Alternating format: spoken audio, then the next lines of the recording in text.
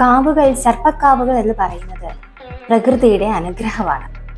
കേരളത്തിലുടനീളം പലയിടങ്ങളിലും സർപ്പക്കാവുകൾ നമ്മൾ കാണാറുണ്ട്.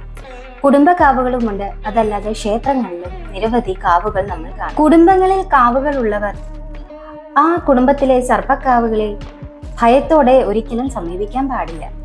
ഭയത്തോടെയല്ല നമ്മൾ അവരെ സമീപിക്കേണ്ടത്, ഭക്തിയോടും ആദരവോടും കൂടിയാണ്.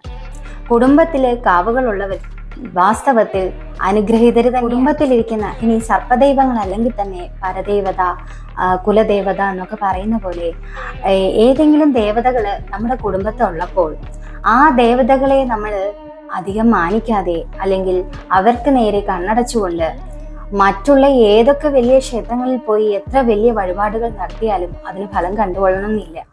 തുടരെ ഒഴിയാതുള്ള പ്രശ്നങ്ങൾ ഉണ്ടാകുമ്പോൾ നമ്മൾ ആദ്യം അതിനെ കൂളായിട്ട് നേരിടും. അതിൻ്റെ അടുത്ത ഘട്ടത്തിൽ പല ക്ഷേത്രങ്ങളിൽ പോയി വലിയ വലിയ വഴിപാടുകളും ഒക്കെ നടത്തും.